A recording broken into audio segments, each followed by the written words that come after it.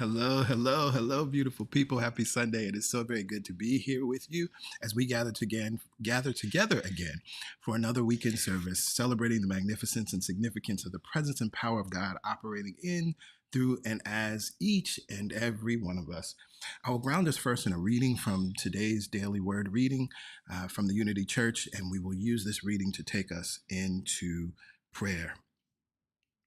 The word today is belong, and the affirmation: as spiritual beings, we all belong in the heart of God. A true sense of belonging is one of the best feelings in the world. It's knowing I am at home, fully accepted just as I am, and valued for my unique contributions. Today, I celebrate my belongings as a divine being, a child of God. No matter my station in life, my personal history, or my particular circumstances, I am a valued member of the human family. I extend this understanding to all others. I look beyond appearances and even my own preconceived notions to see my fellow divine beings. I honor their unique gifts just as I would want them to honor mine. We belong together. We belong to one another. We all belong in the family of God. And again, that affirmation: as spiritual beings, we all belong in the heart of God. And so from this place of awareness, I invite you to get still, stop what you're doing, and let's take a deep breath in together and breathe out. Centering ourselves here and now in the present moment, we breathe in and we breathe out. Allowing ourselves to sink deeper in mind, we breathe in and we breathe out. The past is gone, the future is yet to come, and we are here now. We are here now. We are here now. Here and now, I remember that there is only one mind, only one power, only one presence that is working in all, through all, and as all. There is one life. That life is God. That life is perfect, whole, and complete. And that life is my life now. That life is your life now. That life is all life now. It is the life. It is the expression of the ant. It is the life. It is the expression of the blade of grass. It is the life. It is the expression of every grain of sand. It is the life. It is the expression of every planet. It is the life. It is the expression of the northern lights that we marveled at this week. It is the life. It is the expression of every star. It is the life. It is the expression of every moon. It is the life. It is the expression of every cell in your body, all 100 trillion of them. It is the life. It is the expression of all. And I recognize that God, all of God, is right here, right now. The place that you occupy right now is filled and overflowing with God, with the divine, with that which is holy, with that which is sacred. The space that we fill and occupy right now is filled and overflowing with God. For I know that God neither comes nor goes. I know that the divine, the holy, the sacred, the loving, the good, the abundant, the forgiving, the powerful, the healing is always right where we are. Oh, that is good news. And so from this place of awareness, I remember the truth of you. I remember the truth of me. I remember the truth of we, recognizing that we all belong in the heart of God. I remember and recognize that we are individualized expressions of this thing that I call God, expressions of the divine, expressions of the holy, expressions of the creator. There is no separation between you and the divine. There is no separation between me and the divine. There is no separation. You can never be separate from your source. Just as the tree is always connected to its root, so you are rooted and grounded, belonging to and from God. So from this place of awareness, I speak this word in faith. I speak this word with expectation, knowing that as we have intentionally gathered here today, we will intentionally receive something. We will intentionally be expanded. We will intentionally feel love. We will intentionally know that we belong. We will intentionally enlighten and enliven our hearts and minds. We will intentionally leave here better than when we came in. I am so grateful and thankful for each and every one of you, each and every soul that is a part of this magnificent community called Celebration Spiritual Center. We move forward now in joy. We move forward now in love. And from this place of awareness, I release this prayer. I release it back into the law, which is always responding to us, always in operation, bringing forth the content of our thoughts. And so together we lift up our voices and we say, Amen. Amen. Ashe. Ashe. And so it And is. so it And is. so it is, and so it must be. Yes, yes. Well, hello again. Happy Sunday, beautiful people. I'm Pastor Greg. I'm Pastor Yolanda. It is so wonderful to be here with you on another Sunday. It's so wonderful to be here as we continue to do the wonderful things that we do as a community at Celebration Spiritual Center here at the weekend service, connecting, growing, expanding, all of those wonderful things. If you are a first time guest, hello. Welcome to you. We're so happy that you chose to hang out with us on this Sunday. We know that you could stream any number of services, and so we're happy that you chose to hang out with CSC today. However you got here, whether someone invited you or whether the algorithm invited you, we're happy that you're here. Now, what you see here on your screen is how you access your digital connection card, because we'd love to stay in touch with you. And of course, we love to hear from you as well. And so you can text this phone number on your screen, 347-472-1078, just the word welcome. No additional messages are needed. And you'll receive an automatic response with a link. Click that link. It'll take you to a page that asks for your name and your email address. Enter that information, submit it. You'll receive another text message that says you're all set. And indeed, at that point, you are. You're all set. You'll be on our mailing list. You'll receive the emails that we send out throughout the week. You'll also know how to get in touch with CSC if you need to, and also how to access our different social channels. We also encourage you, if you are a first-time guest and you feel comfortable, to let us know in the comments where you're connecting in from. You may already see comments that folks are connecting in from all over the country and all over the world, but you may find that there is someone watching right here and now with you that's in your state, your city, or your country. But most importantly, we're happy that you're here, and we're confident that there's something that will be done. Something will be said that will support you right where you are, that will support you in having not just a great week, but actually thriving in your life and living an empowered life. So sit back, relax, enjoy. I always get excited when someone comes to CSC for the first time, because we've seen and witnessed over these 11 years so many lives change in profound ways. And so when someone new comes to the community and enters this space of being able to change your life, it is just a wonderful thing and a wonderful feeling. So we look forward to getting to know you in the future, and of course continuing to support you as you continue to learn and grow. So from this place of awareness is a wonderful opportunity for us to tap into our news and updates, and then we can move forward with the meditation, the music, and the message. We are in election season. If you didn't know that, Lord have mercy. We are in election season. And as a spiritual community, we want to remind each and every one of you to register to vote. If you're not registered, encourage others to register to vote, even assist others as necessary. And if you are already registered, please check and double check your registration, double check your polling place. You can go to vote.org to get that information.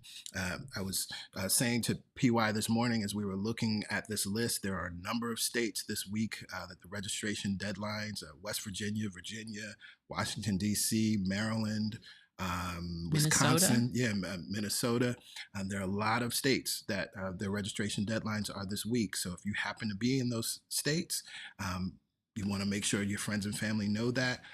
If you happen to be traveling to those states, you can let folks know that you interact with. But the deadlines are, slowly starting to hit throughout this month, and we will continue to remind you.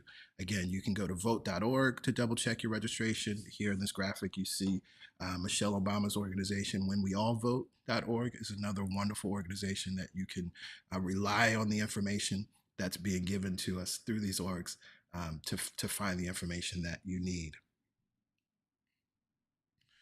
We also encourage you to tune out the fear and tune in the vision. So we do what we need to do in terms of our civic duty, making sure we're registered and making sure that we show up to the polls and make our voice heard. But we recognize as metaphysicians, as those who embrace New Thought philosophy, that where our minds go, our lives go. And so I am happy to join other thought leaders in this wonderful practice that started in July, 100 days of mindful practice, where we tune out the fear and tune in the vision. You can still sign up and receive the daily updates. It's wonderful. You just get essentially like a voice message that it's about 2 to 3 minutes, focusing on a specific word and supporting you in keeping the focus of your attention on the world that we want to create. If you have a prayer request, you can send your prayer request to prayerchampions@celebrationsc.org. We are always knowing the highest and best for every soul that is connected to CSC, but we know that you may have a specific prayer request or you may want to submit someone else's name on their behalf. And by all means, we encourage that.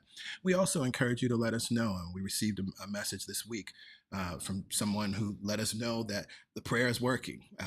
So we encourage to hear from you, encourage you to let us know how prayer is working in your life or in the lives of your loved ones that you're submitting prayers on their behalf. Again, prayerchampions@celebrationsc.org. Every Wednesday morning, we gather together for the Momentum Prayer Call at 7 a.m. Eastern Standard Time.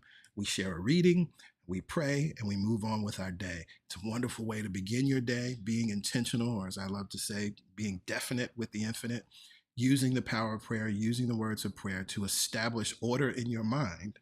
And when we establish order in our minds, we inevitably establish order in our day. And so you see the information on your screen. I encourage you to put it in your contacts if you don't have it there, phone number and the access code. The prayer is recorded, so you can always access the most recent prayer at any time, 24/7, whenever you need to hear the words of prayer, whenever you need to tap into the vibration of prayer, and specifically the vibration of affirmative prayer. We encourage you, as you are following us on social, to subscribe, like, and share. If you're watching us on YouTube right now, if you haven't subscribed, please do subscribe to our channel so you can get all the notifications for the things that we post and get notifications when we go live. Also, we're posting on Instagram and Facebook, so definitely follow us on those channels and share the good things that are being shared with those that you think would be interested. Every third Sunday is God Talk Sunday. And so that means next Sunday, the third Sunday, will be God Talk Sunday. This is your opportunity to ask questions. What we recognize as leaders, teachers, pastors, that there needs to be a forum, there needs to be a way and a space for you all to ask questions so that you can continue to grow spiritually. So often in spiritual communities, questions are not allowed. Um, but we know that the spiritual path is really a path of unlearning. And so there's so much that needs to be released, and there's so many clarifying questions that need to be asked. It may be something PY said in the meditation. It may be something I say in a sermon, right? Whatever it is, or it could be a book you're reading, right? We're happy to support you to learn how to apply new thought, spiritual, metaphysical principles to the real things that are showing up in your life. And so we encourage you to come to the God Talk. In order to be at the God Talk, you have to have the Zoom link and password, which is shared via email. So everyone that's on our mailing list, you get that information. If you're not on our mailing list, you'll see the information again on how to sign up and join the mailing list. But we look forward to you all joining us next week at 1 p.m. Following the weekend service for the God Talk. Every fourth Sunday is Healing Sunday. We have chosen to be very intentional this year about healing. We're hearing so many wonderful stories about the ways in which prayer is working in through and as our community, those that are moving through cancer treatments and other diseases, ailments, but also healing is about healing in our minds, right? And as much as it's about healing in our bodies or healing in our emotions or healing our finances, healing is happening at CSC in a wonderful way. And so we bring the focus of our attention to healing on the fourth Sundays. We share a specific prayer treatment around healing each fourth Sunday, and it has been wonderful. It has been profound. So we want to encourage you all to be here with us on the fourth Sunday and to invite others to tap into this vibration of healing as they need it, or even to stand in the space representing someone else. Healing is happening. Healing is happening. We have two wonderful classes that are happening coming up soon at CSC, and these are actually the last classes for 2024. The first is the Affirmative Prayer Mastermind. This is the fourth round. It has been wonderful. Again, prayer is working and show enough working at CSC. Powerful things are happening. Healing is happening. New jobs are happening. New homes are happening, all as a result of this very short 4-week class. And so registration is open. You can go to celebrationsc.org/register. You can scan the QR code. That'll take you to the registration page. It starts on Monday, November 4th for 4 weeks, and the cost is $97. And I do want to make sure everyone is clear. Previously, we have held the class on Wednesday nights, and this last round is going to be on Monday nights. So I trust that may be beneficial to those who couldn't do a Wednesday night class. And this final round, again, is on Monday nights. Additionally, this is the time to begin to prepare for, I was going to say prayer for. This is the time to begin to prepare for 2025. If you think about it, you recognize that a farmer, when they plant seeds, they have to plant those seeds months in advance of when they want the harvest. But unfortunately, people tend to wait until December 31st, January 1st to begin to plant seeds for the new year and then expect to have a crop in January, right? That's just not how it works. And so this course, the Best Year Ever course, it's a text course that I've been teaching for about over a decade now. It is set up and designed to support you in planting seeds, preparing those seeds, preparing the soil even before you plant the seeds, to then move through a very deliberate process, vision, dream, nourish, and grow, to make next year your best year. And if you go to that link, you can use the QR code, or you can go to our registration page. I share a few stories. There's a video there, and I share a few stories about folks that have taken the class in the past. So many wonderful things I can't even name it all, but whatever you could possibly want to be, do, or have in 2025, this course has brought it into existence. If you want to release weight, if you want to get married, if you want a new lover, if you want a home, if you just want to feel better in your life, just generally, and you want to find a sense of happiness, a sense of peace, a sense of joy. If you have a project that's the biggest thing you've ever done in your life and you're not sure how you could possibly do it, this course will support you in doing that, because all of the things that I just named are things that people just like you have been able to do as a result of taking this course. Of course, if you have any questions, you can always reach out to me. Finally, we highlight a series each month, and this month it was important that we highlight this series, Reimagine the Bible. I've already referenced one of the sermons last week in this series because it's important as we are unpacking the book of Job. I lay out some really foundational pieces in this series. So I encourage you to go back to it. It's on the homepage of our YouTube channel. You can check that out when you're able and when you have time, because again, this will continue to support you in understanding the Bible anew and understanding the series that we're in this month in an intentional way. And that concludes our news and updates for this Sunday, which means we now get to go within as we are led in the meditation experience with PY.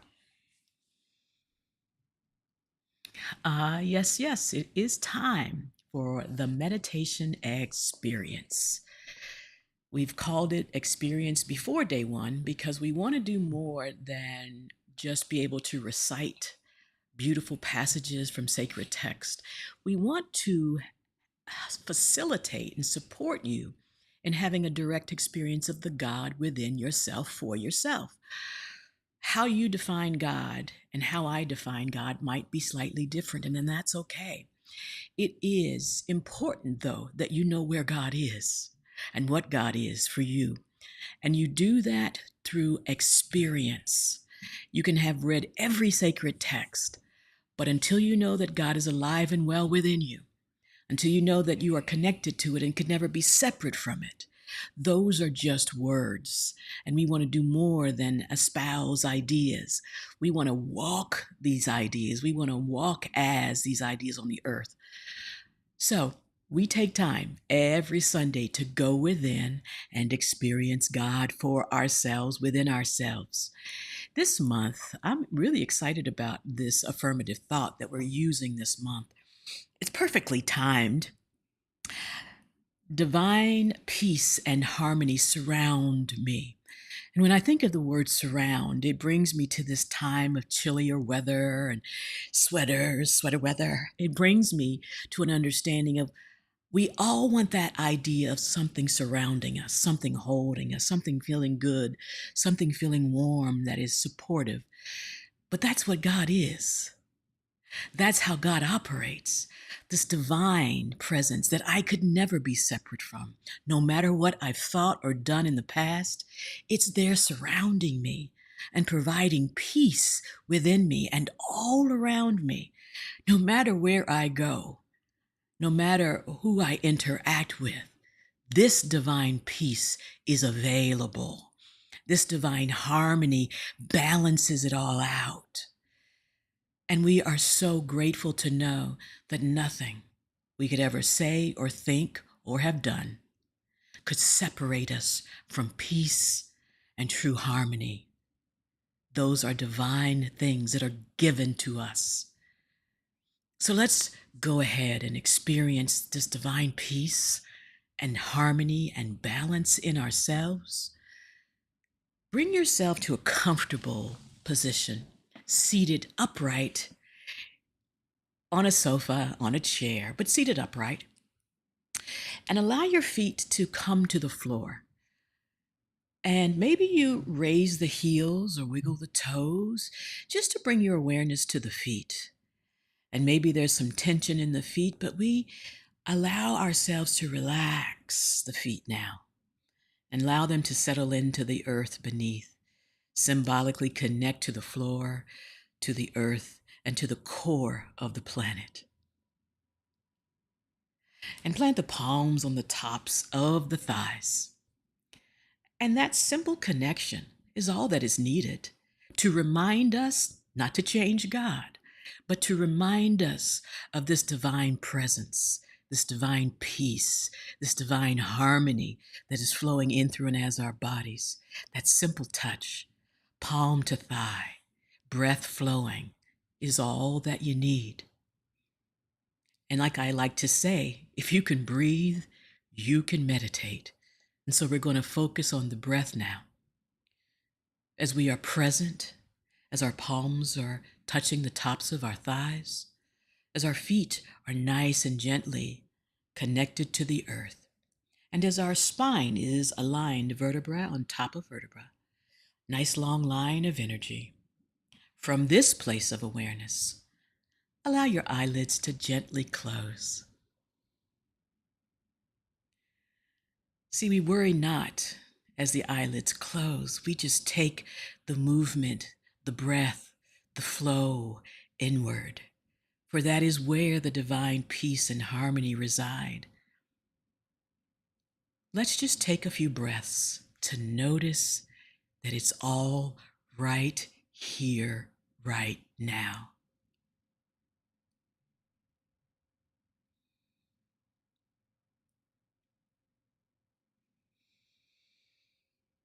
And whether that breath or this breath appears to be deep or shallow, it matters not. Many times we get caught up in monitoring and trying to decide if something is happening. When the breath is flowing, we know it's happening. So let's just enjoy the breath for a few more rounds.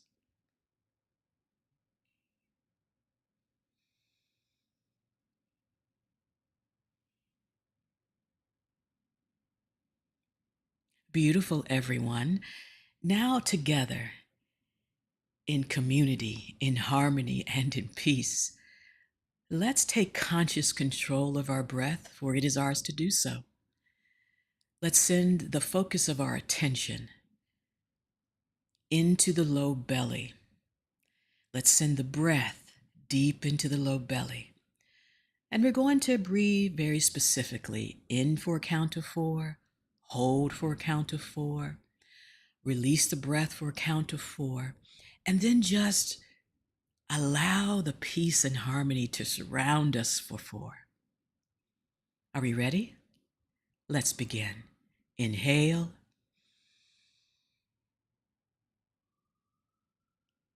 And hold for 4.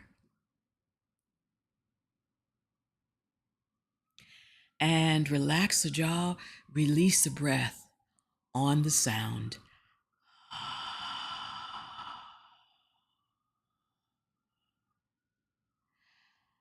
And then we welcome all the other sounds in as we settle into the peace.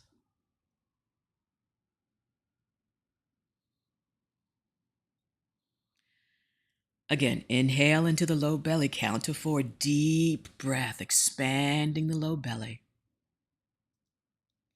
And hold. And without collapsing the body, just release the breath. Sigh it out.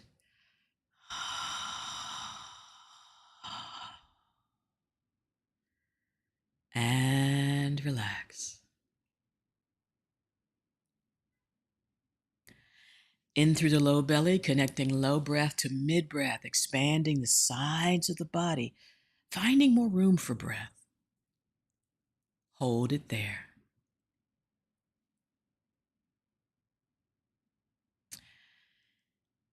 And sigh it out.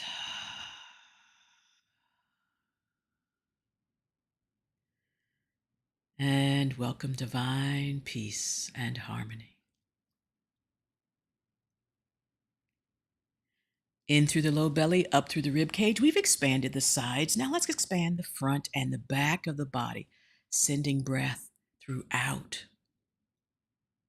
Hold it there.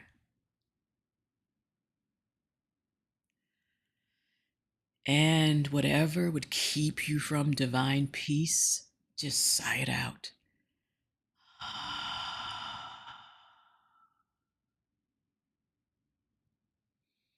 And welcome harmony. Let it surround you.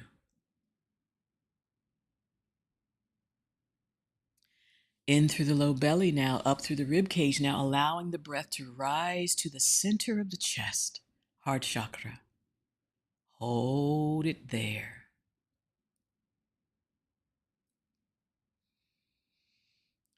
And sigh it out.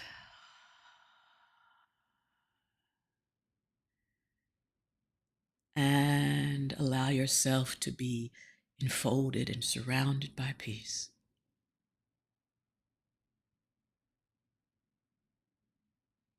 Beautiful. Inhale again, up through the center of the body to the heart chakra.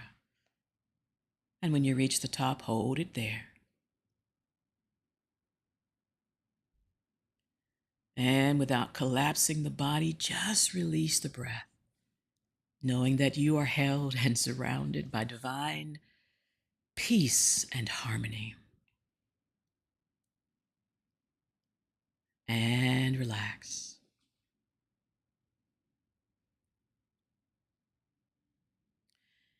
Now let's take this deep breath that we're experiencing, this fuller breath, and inhale all the way in and up for a count of 6. We're going to slow it down.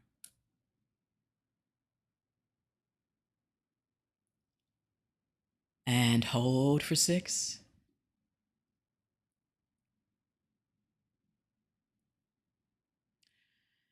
And signaling the release, we're going to exhale through the nostrils for 6.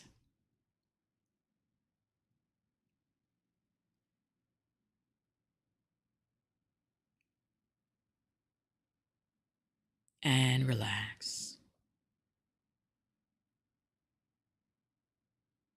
Let's take a few rounds in and out through the nostrils. And each round, the body relaxes and becomes more receptive, more open and available to divine peace and harmony.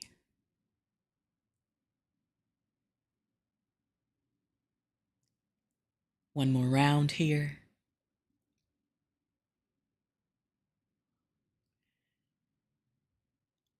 And let's use the breath today to balance the left side, which is the divine feminine, with the right side, which is the divine masculine. We're going to do a little different. We're going to inhale up the left side of the body with the lips closed and exhale down the right side. Inhale up the right side and exhale down the left. Feeling the energy flowing up the left side and down the right side. Giving equal attention to left and right, inhaling up the right And exhaling down the left. This gentle rock of breath and energy in and up. And exhaling down. And then again in and up. Exhaling down the other side. One more round. In and up the left side. And exhaling down the right side. Completing the round. In and up the right. And down the left. We've experienced both sides, both halves of our being. Let's bring it back to the center. Inhaling up and exhaling down the center. Couple more rounds.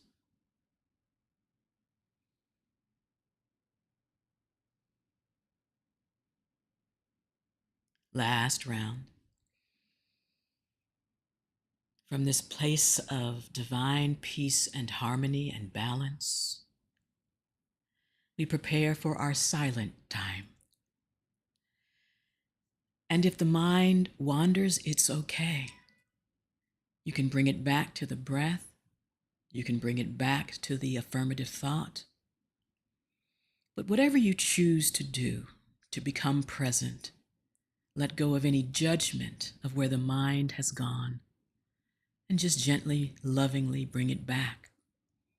For we are always kind to our wandering mind. For our mind is just doing what it does. But we have the divine power and privilege of choosing our thoughts. And our thought is divine peace and harmony surround me.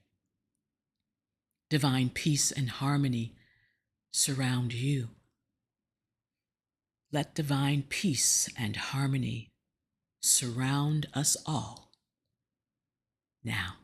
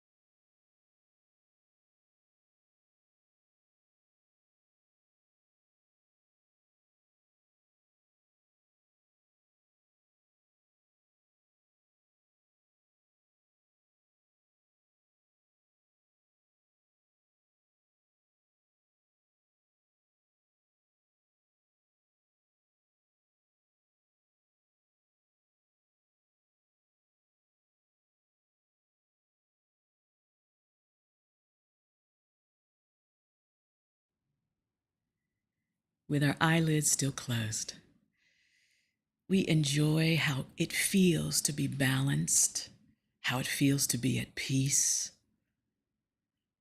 and harmony flowing throughout our entire body. We remember this feeling of ease and of balance. With our eyelids still closed, we just take a mental picture and allow our nervous system to accept a new blueprint.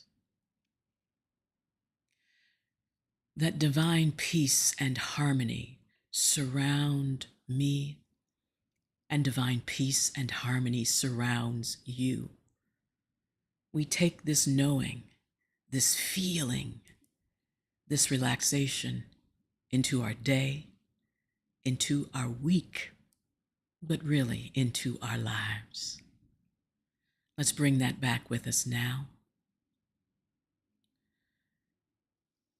As the palms are still on the tops of the thighs, we inhale and draw the shoulder blades up by the ears. Exhale, releasing the shoulder blades and any tension. Nice and gentle, down. Inhale again. Full breath down the center. Exhale, release the shoulder blades back and down. And last time, inhale up. Exhale, releasing the shoulder blades back and down, sending the heart forward, being held at the center. Bring the palms together at heart center. And if you're able, bow the chin towards the fingertips and just notice how that energy opens at the base of the neck and all the way down the spine. That nothing is preventing or blocking our flow of peace and harmony. It not only surrounds us, it moves through us. Together, inhale, raise the chin, raise the gaze. Exhale, release the breath. Maintain the peace. Namaste.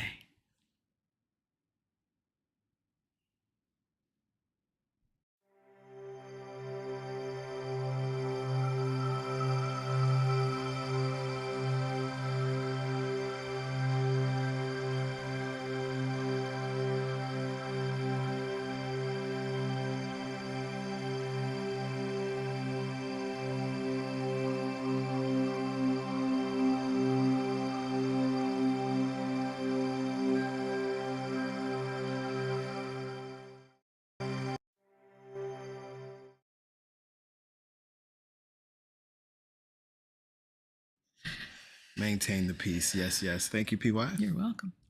Wonderful, wonderful, wonderful. Well, we are in week 2 of our series, God Trauma, Lessons from the Book of Job. And so before we get into the sermon, we're going to hear from Soul 21. And then I will be back with you on the other side with today's sermon, Let the Survivors Speak. I'll see you on the other side. There are so many things taking place in our world, in our nation. And I don't know about you, but I'm disturbed by many of those things.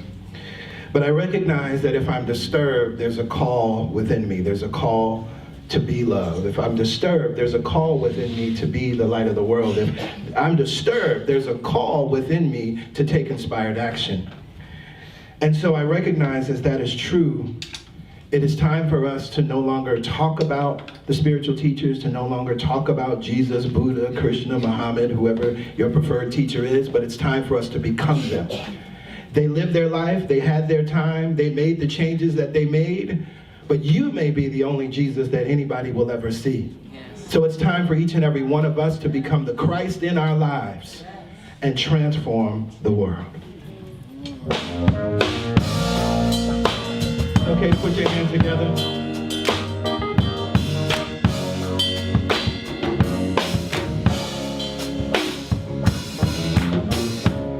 You are the light of the world, a bright and shining star. It's time to shine your light, let the world know who you are. We've done a lot of talking, it's time to start walking. Change your words into actions. You'd be amazed at what would happen. Oh, we have signed t-shirts and posters asking, what would Jesus do? Well, it's more than just a slogan. Take the next step and do what he do. Hey, be Jesus to survive.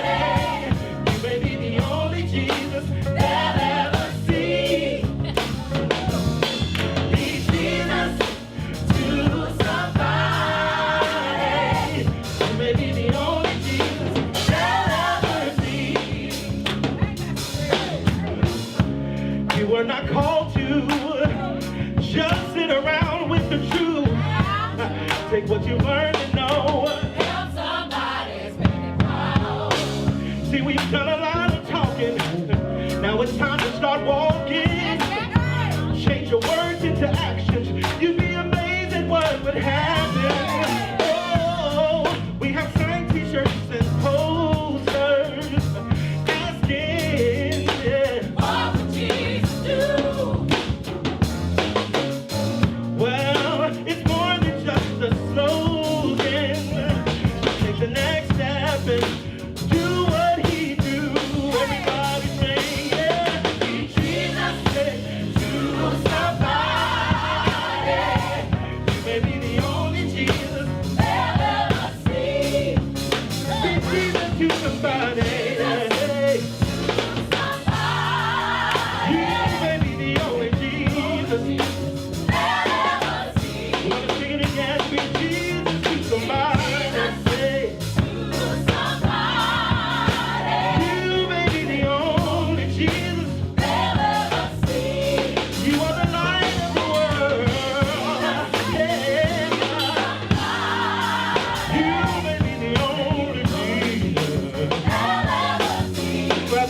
Clap it out.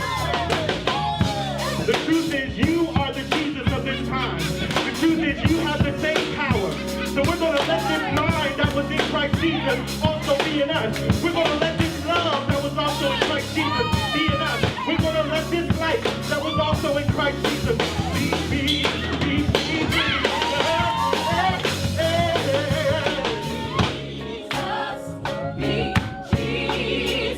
Be Jesus to someone. Jesus to someone. Be Buddha, be Krishna. Buddha, be Krishna. Be Jesus to someone. Jesus to someone. Be the prophet. The prophet. Muhammad. Be Jesus to someone. Jesus to someone. We're going to sing it again. Be Jesus to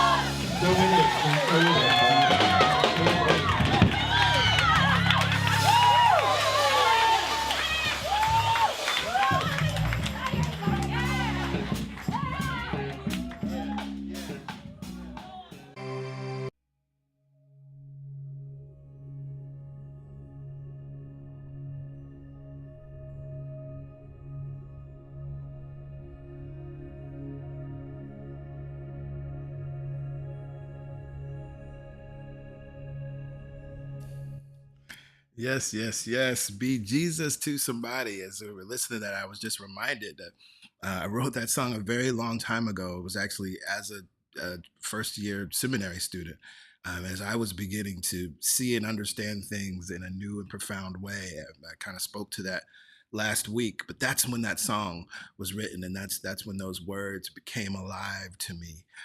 That recognizing that now is the opportunity for each and every one of us to become the great avatars of our time, to become the light of the world, to become the healers of the world, to become the revealers of the world. Be Jesus to someone. Yes, yes, yes. Well, hello again, beautiful people. Happy Sunday. It is so wonderful to be here with each and every one of you. Good morning, good afternoon, good evening, wherever you are, and whatever time it is good. We have, of course, some wonderful things to dive into. So I want to start with our centering prayer. And so I invite you here and now to just take a breath in and a breath out and repeat after me. I welcome the spirit of truth into my mind and let it grow in my heart. Thank you, God, in me, through me, and as me. Amen. Ashe. And so it is. Now, you all know I always love to review a bit of the previous week's sermon because that always supports us as we're moving forward. And so we started this series last week with the sermon titled Job's Trauma. And in that sermon, there are so many wonderful things that I highlighted and shared, but I want to bring us back to a few things. One, that we are reading this text, the book of Job, with a trauma-informed and trauma-sensitive lens. Last week, I shared that the book of Job, we must understand as we enter this text, is actually written as a critique of the traditional covenant God that rewards you when you're good and punishes you when you're so-called bad. We must recognize that the character of Job in this story as the central character actually represents a community of people who had experienced great and unimaginable suffering. And so the writer of this text is seeking to give voice to that community, but also to support the community in healing. And so ultimately, what we are reading and are experiencing and encountering is great trauma. As I quoted the biblical scholar and eminent scholar on the text of Job, Norman C. Habel, he writes that there's three aspects to the trauma that we're seeing and hearing and witnessing in the life of Job. One, the extreme pain experienced when there seems to be no reason to stay alive, and when death at birth or even suicide is an inviting alternative. Two, the bitterness of experiencing betrayal of friends who assume guilt as the reason for suffering and reject any appeal to accept the word of the sufferer. And three, the frightening angst of the believer who has an acute sense that God relishes terrorizing them as if they were one of the wicked.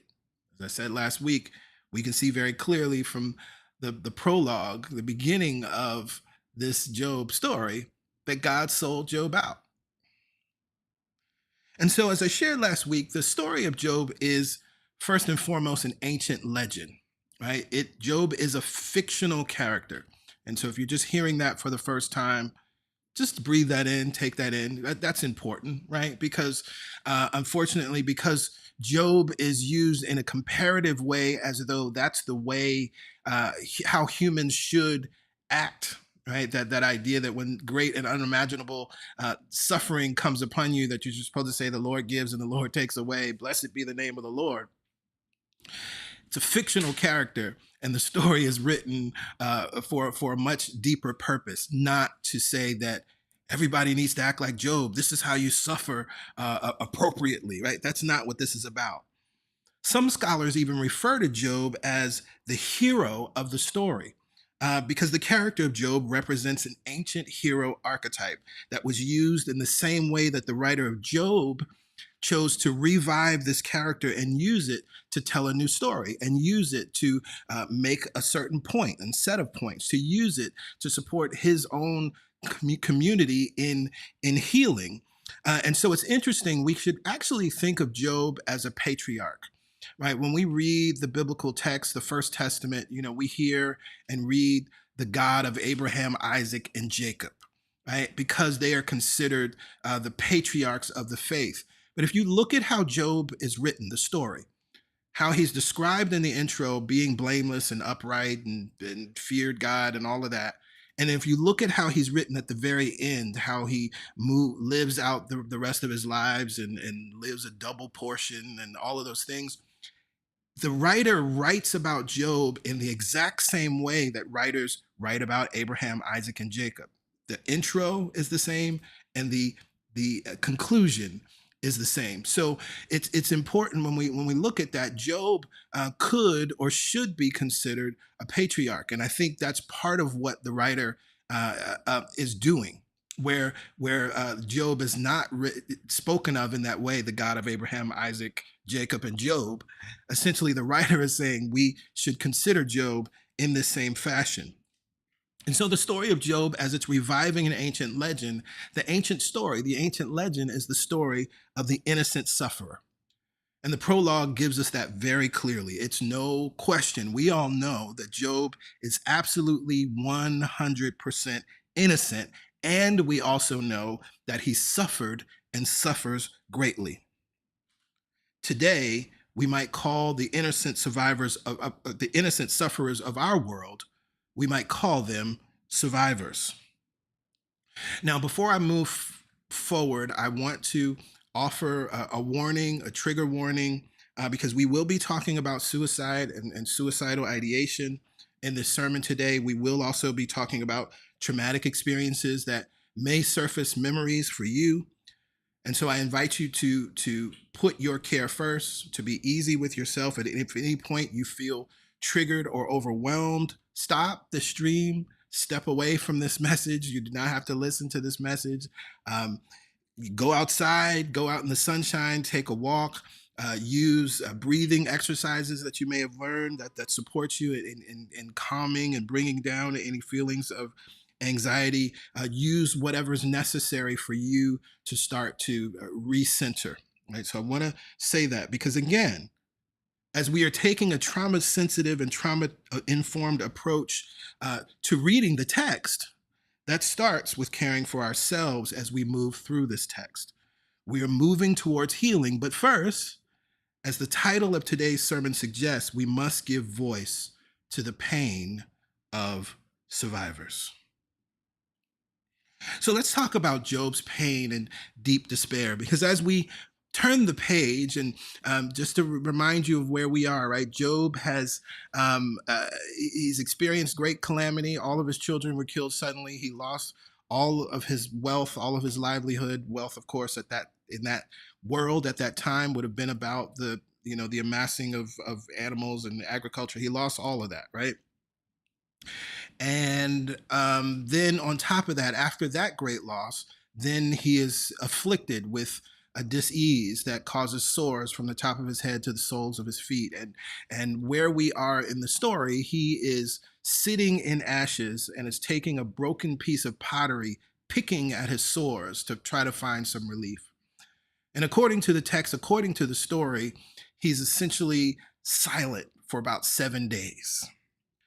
And as we move past this time of silence, Job voices pain, anger, frustration, resentment, deep despair, and anguish. And what we are reading then in chapter 3 is known as Job's curses and lament. Right? He's cursing his life, but he's also wailing and crying. Job's curse, interestingly enough, it follows the same progression of events as Genesis 1.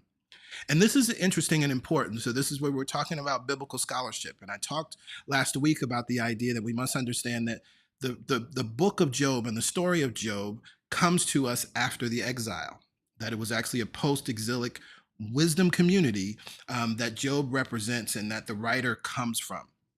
And so we have another clue here. The fact that the writer chose to take his curses and parallel the first creation story in Genesis 1. Now, why do I say that? Because one of the things that's interesting is the first creation story is the later creation story. Actually, that the idea of the 7-day creation comes from the influence of the Babylonians. Their use of numbers and numerology, we find that influence in the First Testament text, in that 7-day cycle of creation. And so it's important, and it makes sense then that in a post-exilic text, we would also find yet another reference to this 7-day cycle. And so in Job 3:3, Job, and I'm reading from the New Revised Standard Version, Job says this: "Let the day in which I was born and the night that said, a man child is conceived, let that day be darkness. May God above not seek it or light shine on it." That's a direct parallel to Genesis 1, where the first day of declaration was, let there be light. He's saying, F this first day of creation, of my creation, let that day be darkness, which is, again, the parallel to the day one of creation, let that day be light. He goes on, right? Job 3:6, right? That night, let thick darkness seize it. Let it not rejoice among the days of the year. Let it not come into the number of the months. What do we have in Genesis 1? Let there be lights in the dome of the sky to separate the day and the night, and let them be for signs and for seasons and for days and years. So here you hear where his lament, he's like, forget all of this. I want darkness. I don't want there to be any days. I don't want there to be any years. I don't want there to be any months. That parallels the same moment in creation where it's let there be light and let it be to determine the days, to determine the years, to determine the seasons. Because he's saying, I wish I was never born. Because this great suffering that I'm experiencing, this enormous grief that I'm experiencing, this enormous loss that I've experienced, and now my own body is afflicted by this great disease, I wish I were never born. And this is not just a cool or fun fact. This reverse parallel with the first creation story will be very important as we move throughout the weeks and study this text, particularly as we unpacked Job's conversation with God. Because God takes Job back to the beginning of the beginning, right? And so it's interesting and important to note that Job made this parallel between the 7 days of creation and his own individual creation, as then God will take him back to the beginning of creation. Now, here in chapter 3, we also have a very familiar passage, and this is one that's used over and over again to teach many things, and in New Thought, it's used to teach something very specific. In the New Revised Standard Version, we hear it this way: "Truly the thing that I fear comes upon me, and what I dread befalls me." The King James Version reads, "For the thing which I greatly feared is come upon me, and that which I was afraid of is come unto me." Now, I think sometimes in a dismissive way, that text is used to talk about a basic principle of how our thoughts create things, right? And so often lacking nuance, many New Thought and metaphysical teachers will refer to Job, and it's like, yeah, you're having negative thoughts. You're having fearful thoughts, so look at your life. It's just like Job. The thing I feared has come upon me. And while that is true at a level, I think, again, it lacks nuance. It also generally lacks a lot of love. One of the things we're going to be talking about next week is how the teachings are misused, and how that's actually exemplified through his friends that try to offer him some solace and some understanding. But what's interesting about this, it's not just when we talk about truly the thing that I fear comes upon me. Well, what did we read in the first chapter, right? What does Job truly fear? Right? And so part of what we're getting to, and I'm going to reiterate this throughout the weeks, but part of what we're getting to is it's not just your fears manifest in your life. What this text and what this story is talking about is the God that we meet in the first chapter. This God who allows these things to happen to Job, this traditional covenant God, which again, the text is a critique upon. When you believe in that God, when you accept that God as reality, you suffer. Truly, the thing I fear comes upon me. What I dread befalls me. Because it's actually taught to fear that God, to fear the Lord, right? It's even believed, according to some wisdom texts, right, that the fear of the Lord is the beginning of wisdom. But this writer from this wisdom community is calling that forward and saying, is that actually true? Because when you fear that God, when you believe in that God, when you believe in the God of retribution, when you believe in the God that rewards and punishes, ultimately you're going to suffer as a result of that. And the wiser teaching within New Thought, of course, we recognize that God neither rewards nor punishes. The law neither rewards nor punishes. And so often, again, within New Thought, within metaphysical communities, folks think that somehow, because of the things they have amassed, that means that they're good, or they know how to use the secret, or yeah, I know how to manifest because all these things. This is not, I don't care what you have. And look, I got stuff too, right?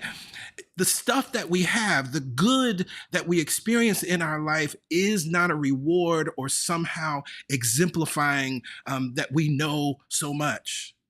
In truth, how do we exemplify what we really know? That ye have love for one another. This is why Jesus, literally the only commandment that comes out of the mouth of Jesus in the text. This is my commandment, that ye have love for one another. Everything else is not a litmus test.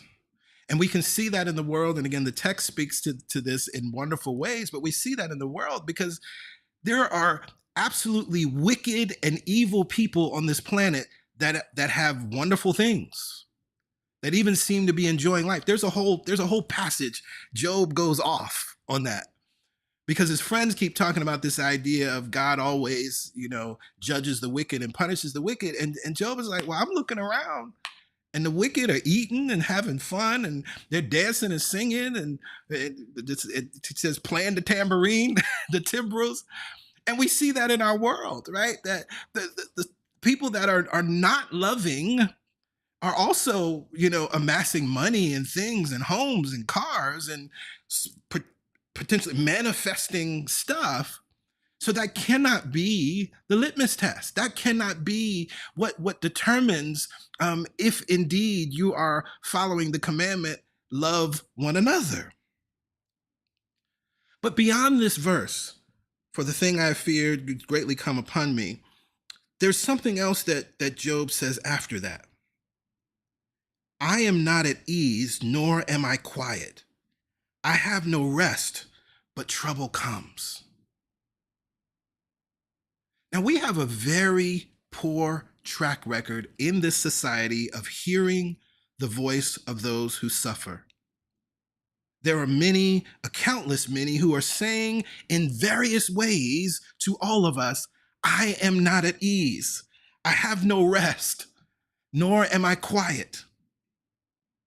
Now, Dr. Gabor S. Mate in The Myth of Normal, and you've heard me talk about this before, he uses a term that I come back to often as he speaks of those who are suffering chronic pain and dis-ease, those that are moving through addiction and drug misuse.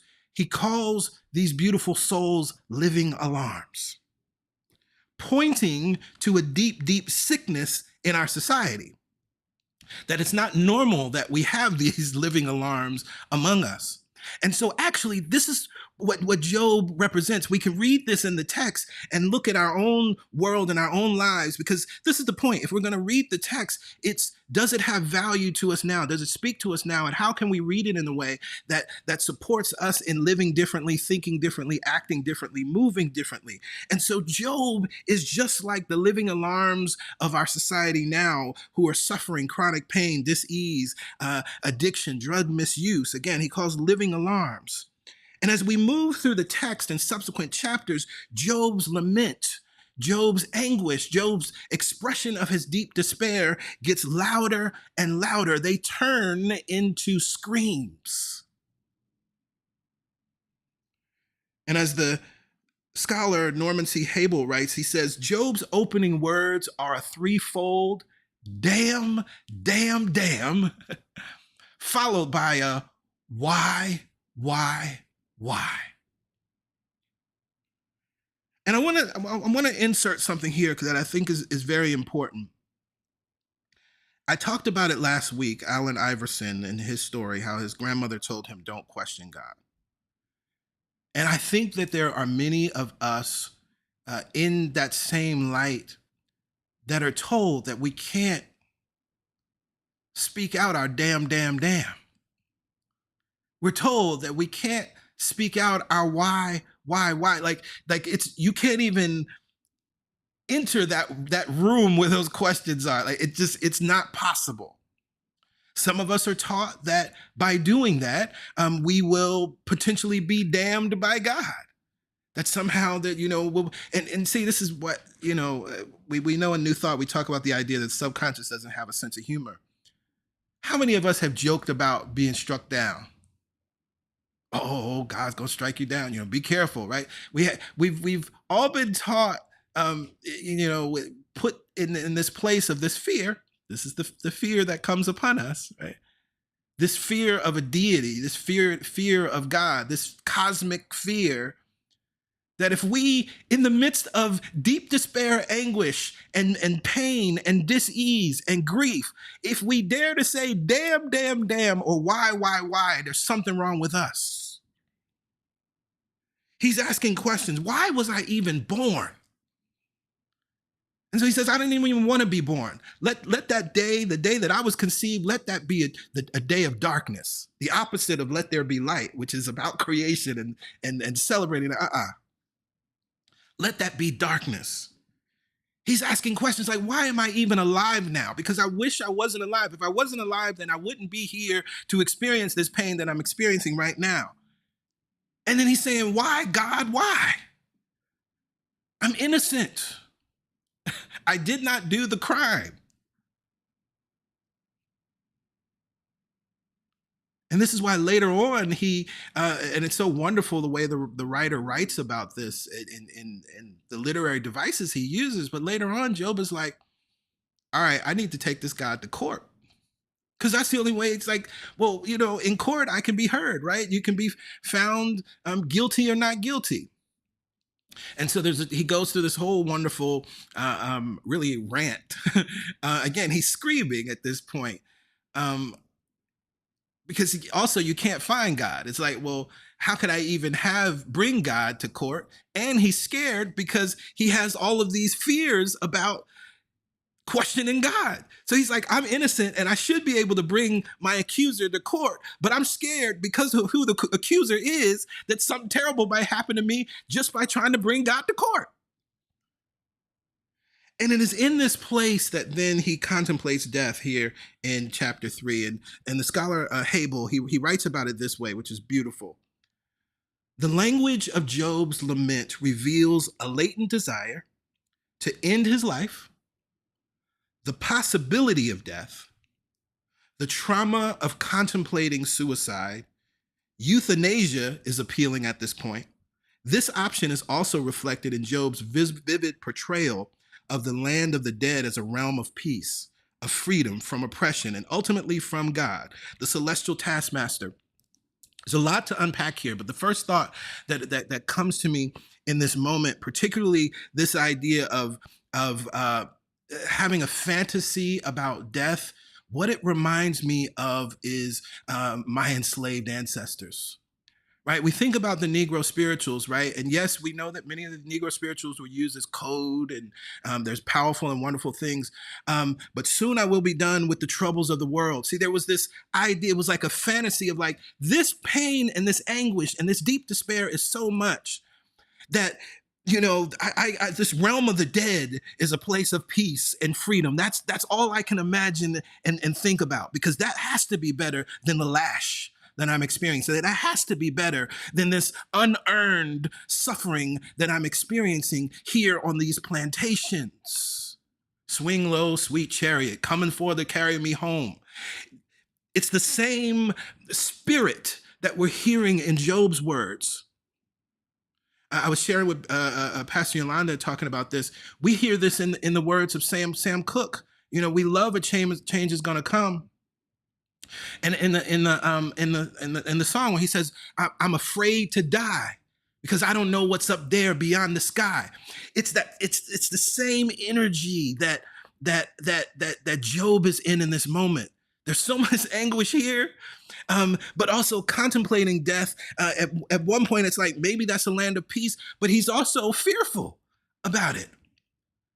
And that's what Sam Cooke, someone who was wrestling with this idea, definitely wrestling with this version of God that he had come to know, right? As he is in the secular world and experiencing great success, but there's so much fear in his mind and in his life and all of the things that you're being told about singing the devil's music. You know, for me, the life of Sam Cooke and the life of Donny Hathaway were talked about as cautionary tales. That this is what happens when you don't sing for God. This is what happens when you leave the church and go out there in the world. And so we hear that in Sam Cooke's words, because he was afraid that, well, I don't know if possibly I've been singing the devil's music. What if they're all right? I'm afraid to die because I don't know what's up there beyond the sky. I don't know what potentially will happen to me. But there's something else here in the words of Hebel when he says the trauma of contemplating suicide. For far too long, suicide and suicidal ideation has been equated with weakness or taking the easy way out, I've heard people say, when it is, in fact, first a result of great suffering and trauma. And even the contemplation of it brings great trauma because of all of the beliefs, along with the belief that still prevails in many minds that suicide is a sin. And then that traumatic belief traumatizes the family. Why? Because as that family is grieving, they are also trying to reconcile the death of the loved one while also facing their own God trauma, knowingly or unknowingly, about this belief, about suicide or even suicidal ideation. And so one of the things that this story of Job can support us in healing is understanding, and what I know to be true is that this is why we must let those who suffer speak. See, the reality is if there was a space, a safe space, an opportunity, an opening to allow those that are suffering to actually speak, then they could move through the process as we watch Job move through the process of speaking out his dams and speaking out his whys. But that's not the end of his story. But what I know to be true, there are so many of our beloved family and friends who were not allowed to say damn. They were not allowed to say why. And so what resulted as death by suicide was them communicating their dams to us. It was them communicating their whys to us. But we have the opportunity to create a society that allows them to speak in the same way that Job is allowed to speak through this text, in the same way that the writer and the narrator of this text gave voice to his community, that gave voice to the pain of his community, that gave voice to the anguish of his community without fear. One of the things that's so profound to me about the story of Job, when you look at the end, at no point, once God actually speaks and responds to Job, at no point is he called bad. At no point is he rebuked. At no point is he corrected for the things that he said. At no point is he told that he didn't have a right to vent. At no point is he told he didn't have a right to resent. At no point is he called out for his dams and his whys. I think that's something that gets lost in the reading of the text. What I know to be true is that we must create safe spaces, yes, but first, safe belief systems that will allow the innocent sufferers and survivors to voice their pain without judgment or fear of punishment, whether that fear be human or cosmic. Now, this is why learning opportunities like mental health first aid is so critical in my eyes. One of the most important things you can learn is how to listen and in mental health first aid, we learn and hear about this as empathetic listening. I'm quoting from health first aid. For situations when someone is experiencing symptoms of a mental health crisis, trauma, there is another kind of listening that can be more effective: empathetic listening. For a person experiencing a mental health problem, having an empathetic listener can be calming and reassuring and even healing. Empathy, unlike sympathy, does not mean we agree with the person or see things from the same point of view. Instead, it requires taking a moment to step outside of our normal patterns of thinking and feeling to imagine what it feels like to be the person in front of us. And this is what the writer of Job is doing.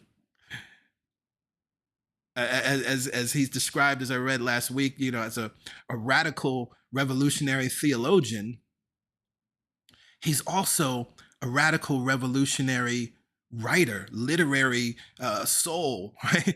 Literary genius, because he had to have been an empathetic listener to then be able to place in the character of Job all of the pain, all of the deep despair, all of the anguish, all of the resentment, all of the damns, and whys. Y'all ain't never heard me say damn this much. But it's real. And so if we think about that for a second, the writer had to be an empathetic listener in order to ultimately be an empathetic writer and narrator, to give voice to this pain. And of course, we know this is not what Job's friends provided. They were not empathetic listeners. And again, another thing that gets lost, I think, is the examples of his friends are demonstrations of what not to do, what not to say, and how not to be. And we're going to get into them next week, because it's not simply that they didn't show Job compassion, which none of them did. Right? At no point they're like, "Hey, man, I'm really sorry that you're going through this. I can only imagine how tough this is. I still have all my children. I still have." None of them did that. And at a base level, that would be wonderful. But it goes beyond that, because what his friends are representing are specific schools of thought that we have to address and call out. And then we start to see why I say we actually need safe belief systems, because what they're really espousing are unsafe belief systems, unsafe communities that many of us grew up in, unsafe belief systems and communities that some of us may still be subject to or a part of, unsafe communities that are reflected in politics and in our government, unsafe communities and belief systems that are reflected many times in the laws of our country and the laws of our states. And so I'm reminded of why I love the process of radical forgiveness, in the same spirit of speaking and letting the survivor speak. His Radical Forgiveness by Colin Tipping, and it's the reason why we continue to talk about it and teach it and point you back to it, because of step 1 and step 2. Step 1 is tell the story. Step 2 is feel the feelings. And so, see, if I was working with Job, that's where we would start. Tell the story, Job. Feel the feelings, Job. Which is what the narrator is giving voice to. And so I would offer that any so-called healing process that does not allow for telling the story and feeling the feelings is nothing more than cruel, vicious, evil, insidious gaslighting. And I encourage you to run, don't walk, away from that process, that book, that teacher, that minister, that community, that therapist, that friend, whatever it may be. And again, this is one of the things that the story of Job is inviting us to understand. Inviting us to recognize that we can and should be able to and have spaces to tell the story and feel the feelings without rebuke, without reproach, without fear of judgment. So we let the survivors speak. We let the innocent sufferer speak. This is an important stage in the path of healing. We don't stay there, right? Unfortunately, there are some people that they begin to live and make their personality out of that moment, right? And live in that space. But it must be communicated, but it must be articulated, but it must be released. So my question to you, beautiful soul, is have you released your rage? Have you released your despair, your pain, your hurt? And on the other side of that, have you learned to be an empathic listener for yourself or for others? See, the innocent sufferer is all around us. When I think about the innocent sufferer of our time, as I think about the survivors and victims of our day to day, I think about victims of sexual violence. I think about victims of gender-based violence. There was just the recent story of the Olympic athlete, Ugandan athlete, Rebecca Cheptegei, who was murdered by her husband, lover.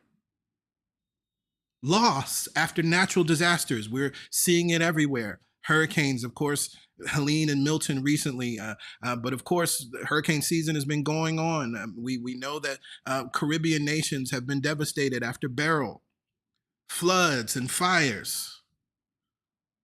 The innocent sufferers all around us, those that are grieving loved ones. Right? The first thing that happens with Job is all 10 of his children were killed like that.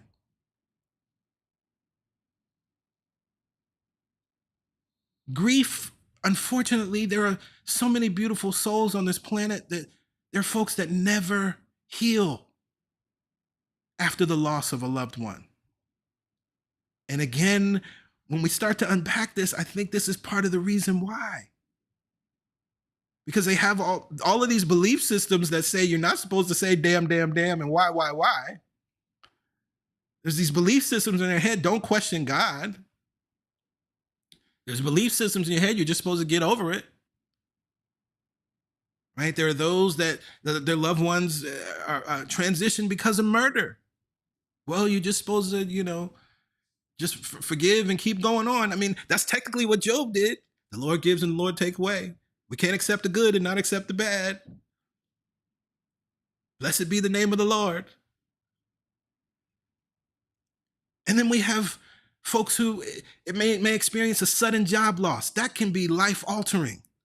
A sudden financial loss, that can be life-altering. And we're in this space and place now where, of course, cyber crimes are pervasive. I can think of several people. I'm thinking about someone that I used to work with.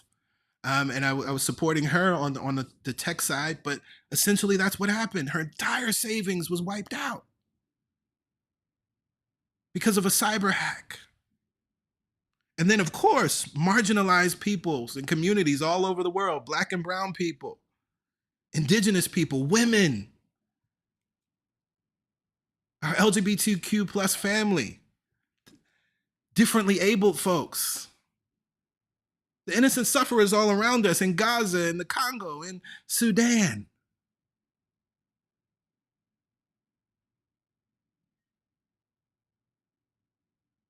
Are we willing to be empathetic listeners? Are we willing to create safe spaces for survivors to speak? And more importantly, are we willing to create and embrace safe belief systems? Because see, the spaces won't be created if we don't have the belief systems to support the spaces. Other times, the innocent sufferers are no longer with us. Sometimes it's the voice of the family. I'm reminded of Amber Thurman. She's a Georgia resident. She was a 28-year-old mother who died because the state of Georgia barred doctors from providing proper health care that would have allowed her to survive. And so it's her family that is now speaking her name. It is her family, out of their own grief and pain, recognizing what's happening in this country, they're speaking. Are we willing to allow survivors to speak. And so as you sit with this message this week, as you sit with these ideas that I've shared with you, there are also two sermons in the past that come to mind that I think are really, really powerful as it relates to the ideas in this sermon. One is the sermon More Than I Can Bear, which is from February 2022. It was the first sermon in that series of the three-part series, Love God, Love You, Love People. So this series was the Love You portion. And the heart of what I talked about in that sermon was the idea that we will experience things in life that are more than we can bear.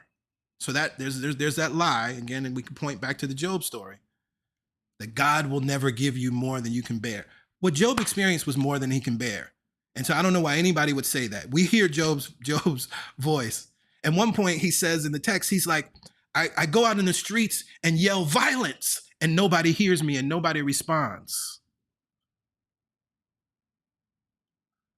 And so we recognize that the truth and the reason why then we're experiencing things that are overwhelming is so that we can actually open our hearts and minds to receive support, because we're actually not alone. Yes, there is a more than I can bear. And that's why there's an empathetic listener, right? And that's really how it works.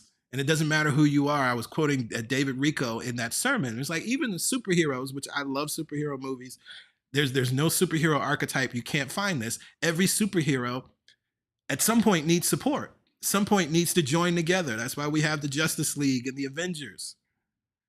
And then the other sermon, we highlighted the series last month in our highlighted series of the month, the Releasing Us series. But in that series, the third week, Truth and Reconciliation, recognizing that, and I highlighted in that sermon the powerful work that was done after the genocide in Rwanda.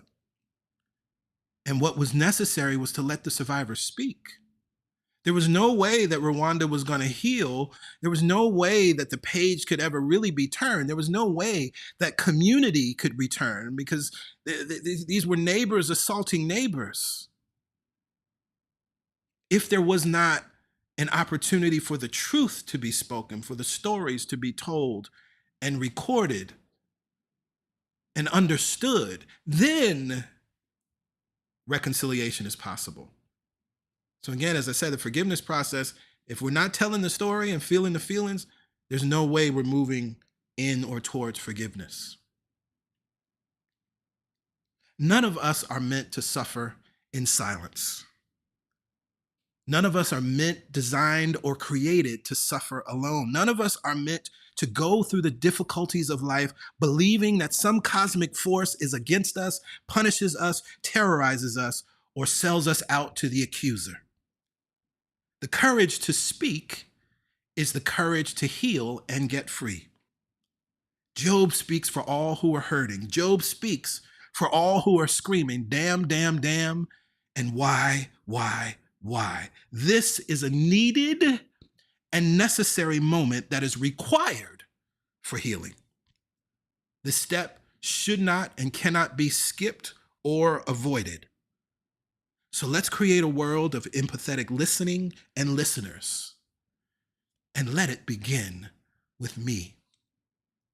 As I shared, next week, we're going to be talking about Job's friends and looking at 3 ways of thinking that are really a form of gaslighting, 3 ways of thinking that represent these unsafe belief systems that we need to call out and let go of. And to be very clear, because it's in the text, the only person or people that are rebuked by God in the story are those 3 friends. So we want to make sure that we're not doing what they do. For this truth, I am so very grateful. I am so very thankful. And to this truth, let us say amen, ashe, and so it is.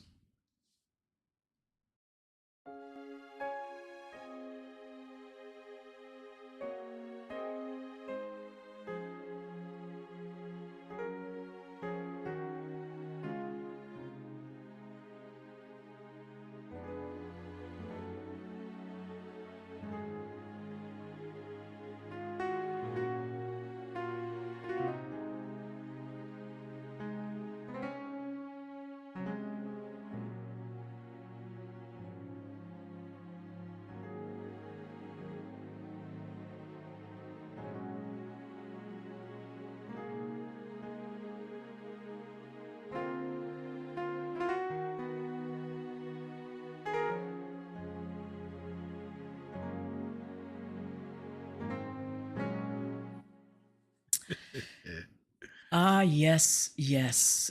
I can tell by your comments that a lot of healing happened today.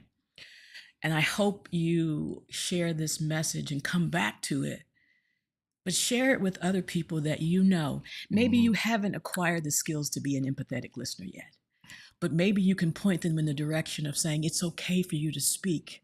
Yeah. It's okay for you to seek out professionals to help you. Yeah. It's okay. Yeah.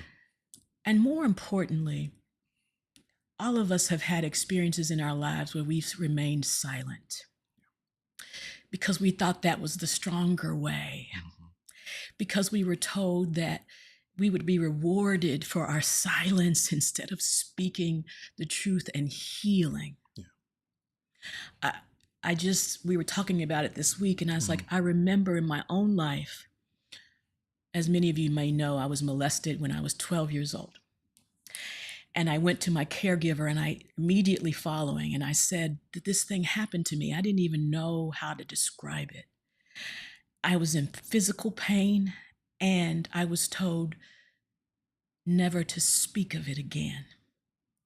And Mhm. so I never did. All I could think of in my mind, that little girl's mind, if I could say damn, damn, damn, or why, I would have done that. If I could have been heard Yeah. instead of silenced, Yeah. if I could have been taken to therapy Yeah. and helped to work through that it wasn't my fault. Yeah.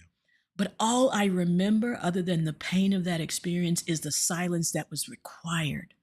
And Mhm. also, what I remembered was the stories I was told that if I died before I turned 13, I don't even know where this story came from, that my soul would be saved. Mhm. And you know what I did for the next year every night when I went to sleep? I said that prayer. Yeah. Yeah. Mm. Yeah. If I should die before I wake, my soul take it. Mm. Every night for a year, I was so afraid. You talk about trauma Yeah. on trauma. I went to school every day being perfect. And at night, I prayed to take my soul because I knew the time was short. We've all had our understanding of this kind of a God that we Yeah. should fear, Yeah. that would never ever understand, would never even explain why. Right. Let the survivors speak. Think about your Yes. own life. And if you haven't gone to therapy or spoken it to anyone, Yeah. let it out. And know that the God that we talk about Mhm. would never punish you. Mhm. Not at all. This message, this series is so powerful Healing. and healing. Allow yourself to be healed today. Thank you, PG. Oh, thank you. Thank you. Thank you. Oh, well, in this moment, it is time for giving. And we talk about healed belief systems.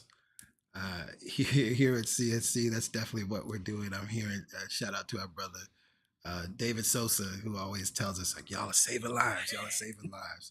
I think somebody else said that today, too. Oh, really? Wow. Yeah. And so some of you may be aware last week there was a minister that went viral for absolutely false teachings about giving. I'm not even going to parrot or repeat what he said. What I'm grateful and thankful for is to be a part of Celebration Spiritual Center, where we teach giving from a healed perspective. And it's why I always love to come to the simplest expression of giving that we all experience, which is breathing in and breathing out. And the truth is that when we breathe out, the trees receive something, and when they breathe out, we receive something. That all of life is interconnected, and we benefit each other when we give to each other and when we receive from each other. And that's what giving and receiving is. And that's why we can say it's a spiritual idea. It's a wisdom truth idea that as you give, you receive. Has nothing else to do with any other kind of rewards or multiplying your money or whatever, false teaching around tithing. It has nothing really to do with any of that. At its simplest form, that's what giving and receiving is. And so here in our spiritual community, we get to practice and realize that in a beautiful way through our giving of finances as we are supporting our community and an organization that we love, as we are ensuring that CSC is here for others years and years from now, just as CSC was here for us years and over the last 11 years, right? And so, in terms of giving to your spiritual community, that's why we give, right? We give to our spiritual community. We give where we're spiritually fed, full stop.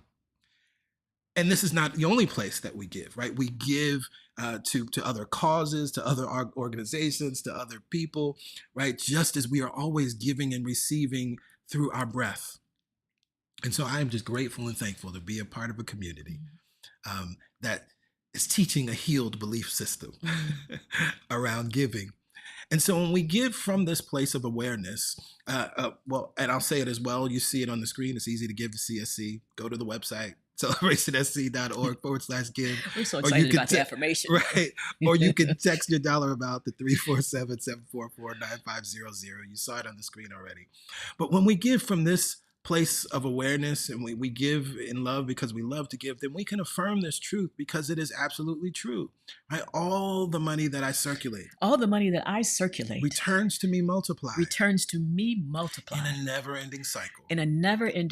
Of increase and enjoyment. To that we say amen. Ashe. And so it is. And so it is. Well, we love and appreciate each and every one of you. We trust that you will enjoy the remainder of your Sunday and have an awesome week. We look forward to gathering together on Wednesday for the Momentum Prayer Call at 7 a.m. Eastern Standard Time. And then we will be together again next Sunday, which is the third Sunday. So please make a plan and set an intention to be at the God Talk. I'm also working out, I think we're going to do some other forum and after the sermon forum, specifically about the book of Job and to field some of your questions, and particularly as you might have more questions around biblical scholarship. I'll plant this seed as well. I've told Pastor Yolanda about it and I've committed to it. I will be teaching a Bible study in early 2025. This again is something that has been asked for, literally since our very first Sunday. Yes. I still remember someone asking me about starting a Bible study. We don't center the Bible here at CSC. And so for me, part of that was a Bible study, again, can put more weight on a text than I think is necessary sometimes.